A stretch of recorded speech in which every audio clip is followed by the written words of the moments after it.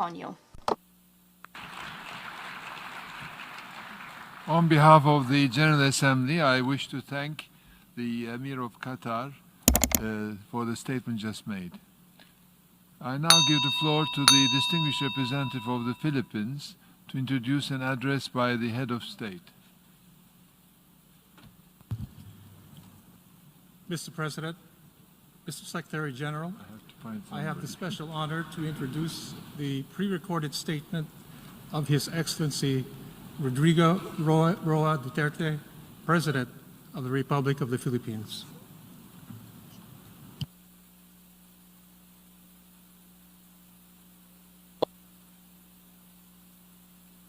Mr. President of the United Nations General Assembly, Mr. Secretary General, Head of the State and Government, Excellencies, I am honored to address you today on behalf of the Filipino people on the 75th anniversary of the United Nations.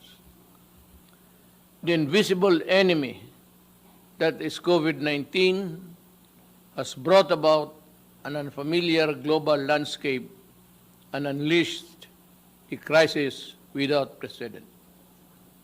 It is the biggest test the world and the United Nations face since World War II. While the United Nations has brought relief and hope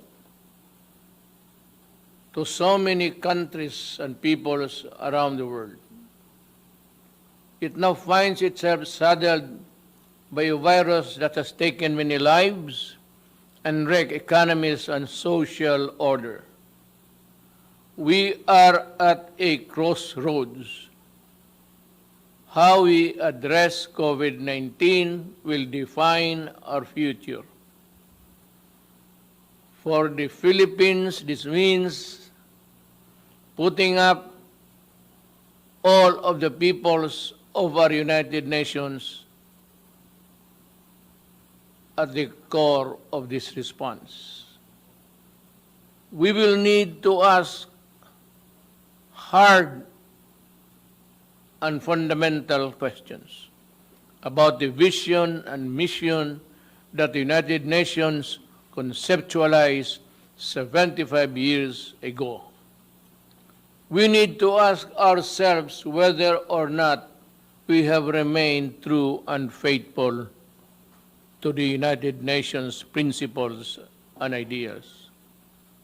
Mr. President, in the light of the realities of the present, the Philippines grieves with all of the families all over the world who lost their loved ones to this horrible virus. We extend our heartfelt condolences. We salute all frontliners who put up their lives on the line even in countries not their own. So also do we honor and recognize the healthcare professionals who selflessly answered the call and to combat the COVID-19 pandemic despite its virulence and unknown characteristics. While each nation has its own strategy in fighting the pandemic, what the world needs are coordinated international plans and efforts to pursue a common purpose.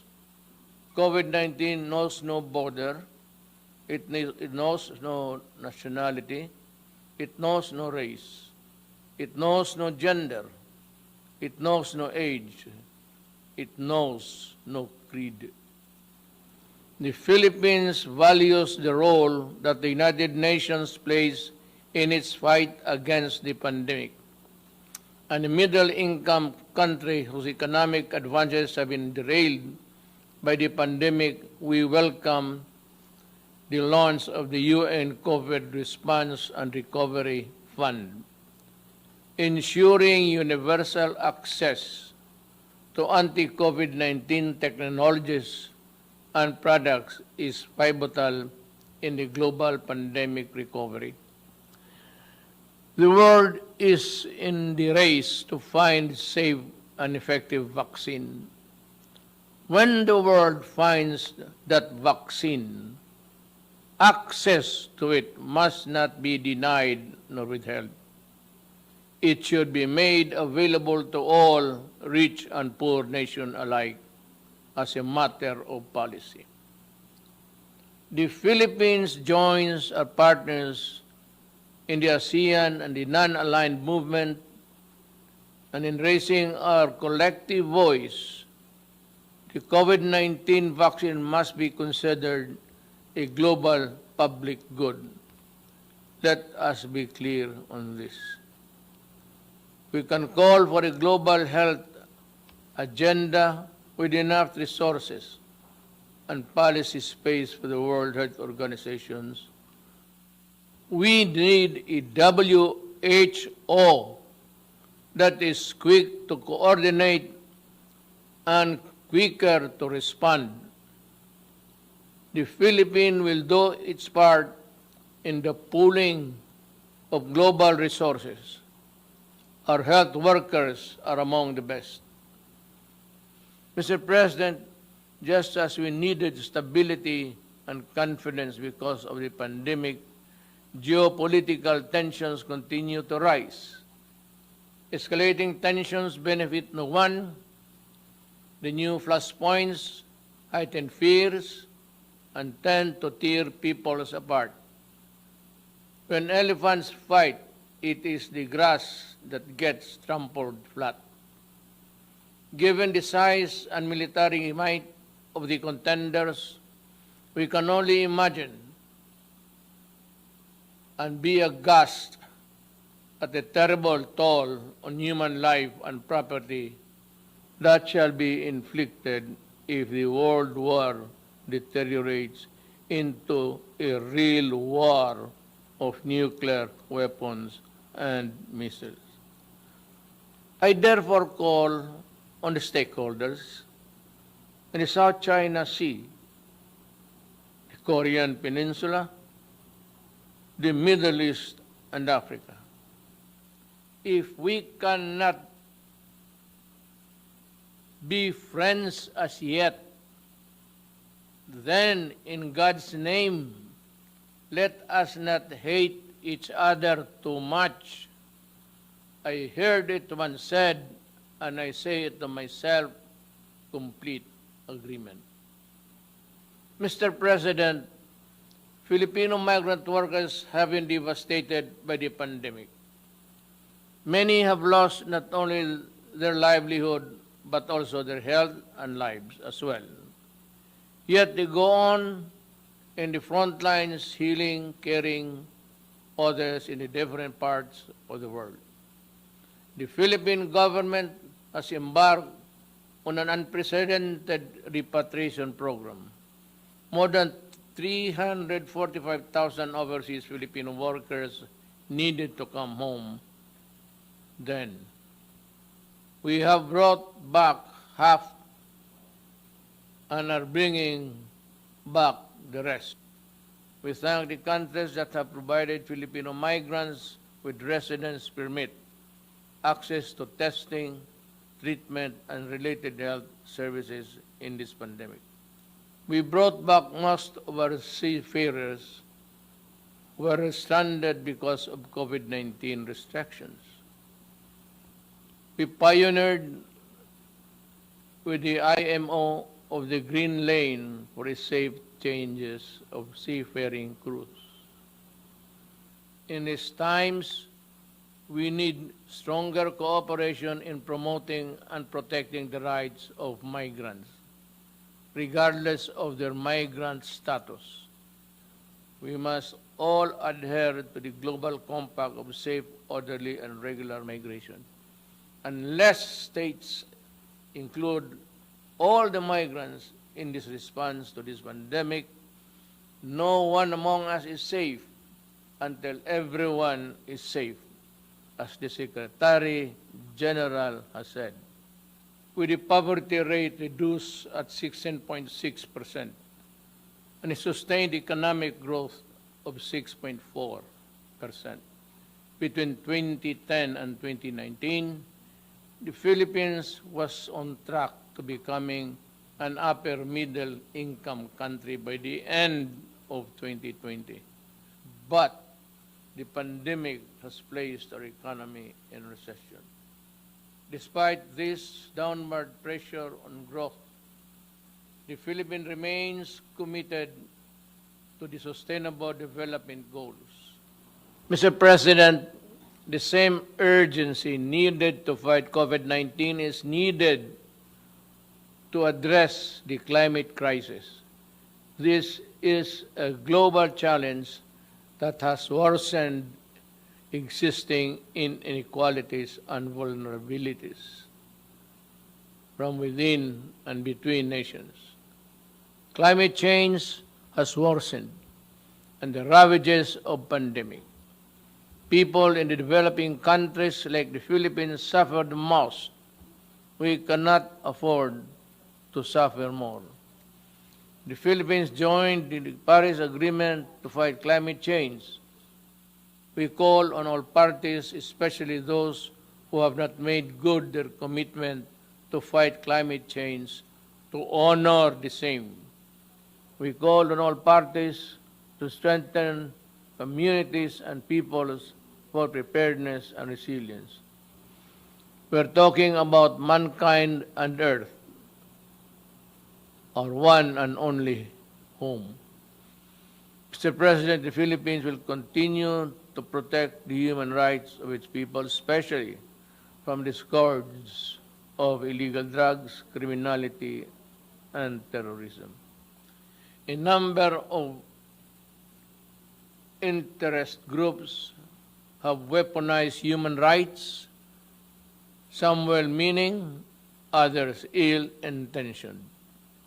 They attempt to discredit the functioning institutions and mechanisms of democratic country and a popularly elected government which in its last 2 years still enjoy the same widespread approval and support. These detractors pass themselves off as human rights advocates while preying on the most vulnerable humans, even using children as soldiers or human shields in encounters. Even schools are not spared from their malevolence and anti-government propaganda. They hide their misdeeds under the blanket of human rights, but the blood oozes through. To move forward, open dialogue and constructive engagement with the United Nations is the key, but this must be done in full respect of the principles of objectivity, non-interference, non-selectivity, and genuine dialogue. These are the fundamental basis for productive international cooperation on human rights. Mr. President, terrorism looms large. As I said at the Aqaba process, the Philippines will do everything and partner with anyone who would sincerely desire to protect the innocent from terrorism in all its manifestations. The Marawi siege, where foreign terrorist fighters took part, taught us that an effective legal framework is crucial. Our 2020 Anti-Terrorism Act shores up the legal framework by focusing on both terrorism and the usual reckless response to it. Its enactment was done pursuant to our commitment and the strict adherence to the relevant Security Council resolution and the UN Global Counter-Terrorism Strategy. Most importantly, we remain committed to rebuild the stricken community and address the root causes of terrorism and violent extremism in my country. We must remain mindful of our obligation and commitment to the Charter of the United Nations, and as amplified by the 1982 Manila Declaration on the peaceful settlement of international disputes, the Philippines affirms that commitment in the South China Sea in accordance with UNCLOS and the 2016 Arbitral Award. The award is now part of international law, beyond compromise and beyond the reach of passing governments to dilute, diminish, or abandon. We firmly reject attempts to undermine it. We welcome the increasing number of states that have come in support of the award and what it stands for: the triumph of reason over rashness, of law over disorder, of amity over ambition. This, as it should, is the majesty of the law. Mr. President, the global health crisis has further complicated the global security environment. But no aspiration nor ambition can justify the use of weapons that destroy indiscriminately and completely. There is no excuse for deaths that a nuclear war could cause, nor the reckless use of chemicals and biological weapons that can cause mass destruction. These weapons of death puts us all at mortal risk, especially if they fall into the hands of terrorists without a shred of humanity in their soul. We can call all member states to fully implement the Nuclear Non-Proliferation Treaty and the Chemical and Biological Weapons Convention.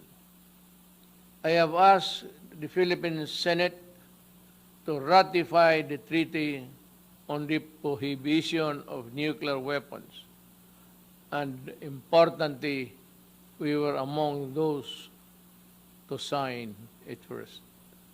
Mr. President, the Philippines has a long history of opening its doors to the refugees, from the White Russians following the 1917 revolution, and the European Jews in the Second World War, and the Vietnamese in the late 1960s, and the Iranians displaced by the 1979 revolution, among others.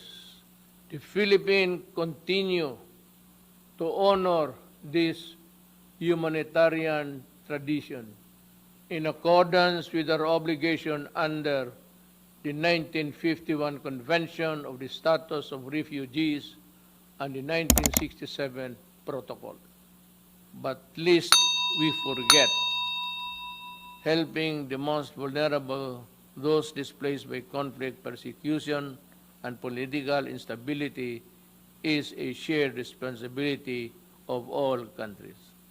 As I have said many times, the doors of the Philippines are open, as they have always been, to everyone fleeing for safety, such as the Rohingyas.